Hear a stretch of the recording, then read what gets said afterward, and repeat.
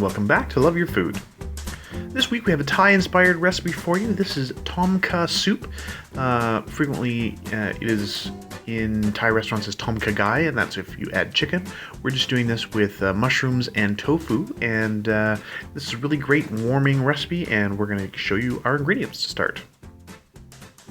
So we're using some tofu, obviously. We have these beautiful shimeji mushrooms. We're going to be using some Roma tomatoes, 1 onion. We have some lemongrass, some ginger, a dried chili pepper. This is a Thai bird chili. We have lime and some lime leaves. We have some galangal powder. We're going to be using some fish sauce and some coconut milk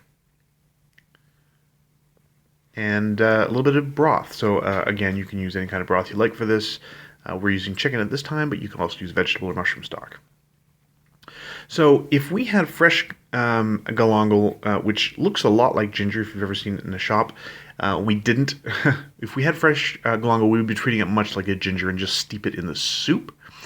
Because we're using the dried galangal and it's the powder is not really super pleasant to have in the soup, what we're going to do is we're steep it in the broth and make sort of a tea with it. So we want to infuse the broth with that flavor, and then when we use it in the soup, we're actually going to strain the powdered galangal out, because it's not super pleasant to have in your finished soup. So we're going to make it into this tea. So this stock is really going to absorb that amazing flavor. And then we're going to get our other ingredients going while we're waiting for that to come up to temperature. So we're going to get the lime leaves and the Thai bird chili together, and then we're going to peel our garlic. Now for that galangal tea, it's the same thing. If you also have powdered ginger, you can do the same thing. You want to keep it at a very, very low temperature. You just want it barely simmering.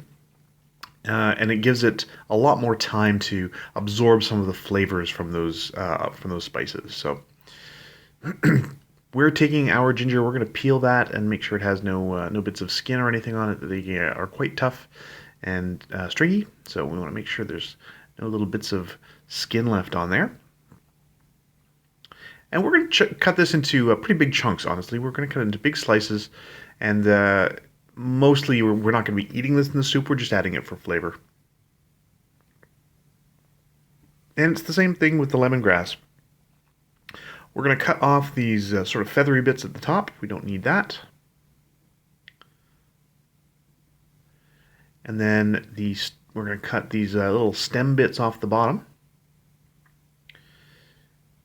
And we're also going to peel the outside layer off. That last layer does tend to be pretty tough and dry. And then we're just going to give it a little hit with the blunt side of the knife. We want to sort of let it release some of those volatile flavor compounds. That lemongrass has this beautiful bright flavor, and this sort of breaks some of the cells and releases some of that flavor, so that when it steeps in your soup, you'll get a little bit more of that lemongrass flavor out of it. So we want to expose as much surface area as we can, so the best way to cut this is at an angle like this, at a bias cut. So we're just going to give everything a nice chop, keep it in pretty big pieces. Again, we're not going to be eating the lemongrass. We're basically going to be eating around it. We're just going to use it for that amazing flavor. So all of our spices are going into the pot here. So that's our lemongrass, the keffir lime leaves, the hot chili pepper, and the whole sliced ginger. And then we're going to add that galangal infused broth. We're going to add that all in there.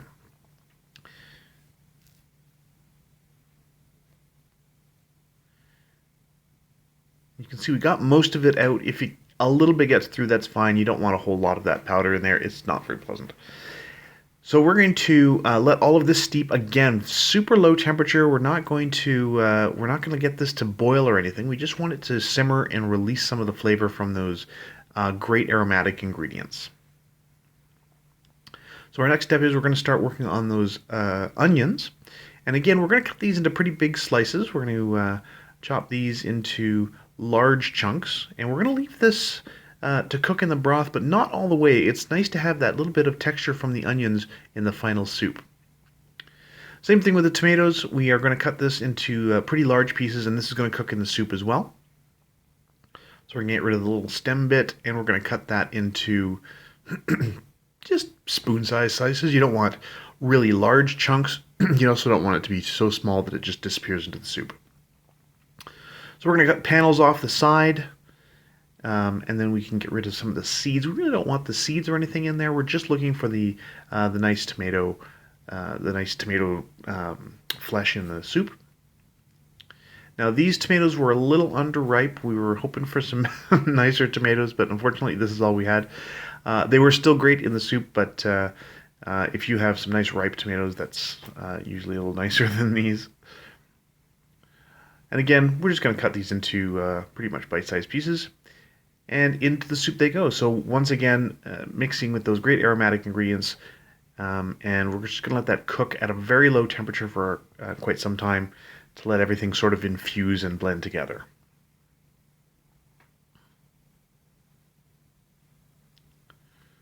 So already you have the really beautiful aromatic soup. But this is just the base, and now we're going to start getting going on some of our other ingredients. So these shimeji mushrooms, really delicious, great texture. We absolutely love these. If you don't have these, actually, oyster mushrooms are quite traditional in this kind of dish. And if you don't have access to those, if you have crimini or just white button mushrooms, those are also great. You can just slice them. Now these are nice, tiny little mushrooms, so we're just going to cut these off of their base.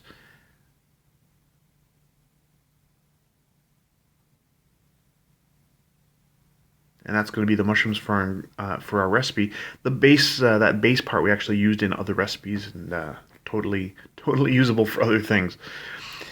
This is our tofu. We got a very soft tofu for this, so we don't want it to cook for very long, and we don't want to stir it too much so that it breaks up. It actually broke a little bit coming out of the container. You can see the outline of the container on the bottom here.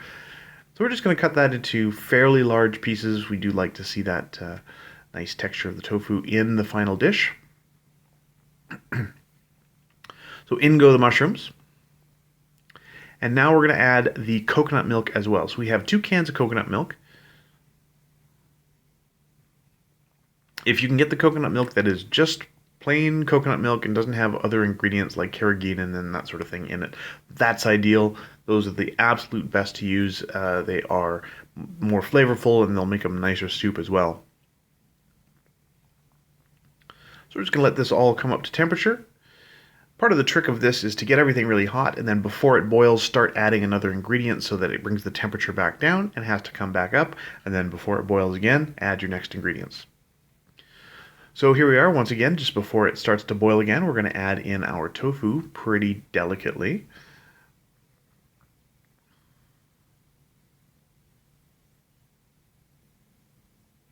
You're just going to gently toss those big tofu cubes in there. Now we may have crowded our pan just a little bit. This is coming right up to the rim, but that's about where it should be. So we're going to just let that all come up to temperature, let all those flavors mingle. Now you can see we added some shrimp in here. We had some leftover shrimp we wanted to finish off, but that is totally optional in this. Chicken as well, you can use in here. You don't have to.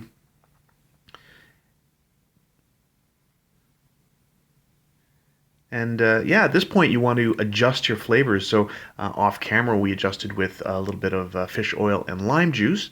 And then as your final presentation, we're garnishing this with a little bit of our hot chili oil that we showed you a few videos ago, and a little bit of chopped cilantro, and that's it. That's the whole thing. Really super simple, one pot recipe. A little bit of chopping involved, but this is really easy. Amazing bright flavors. You can spice this up as well if you want to add a little bit more in the way of chili peppers. That's perfectly fine as well. And I mean, adjust your flavors how you like. Once you're doing your, just before you serve, you want to give that a nice little taste and make sure that everything's up to par. So if you like this recipe, please do like and subscribe. And if you have any recipes you'd like to see Chef Caleb try on the channel, please let us know in the comments below. And remember to love your food.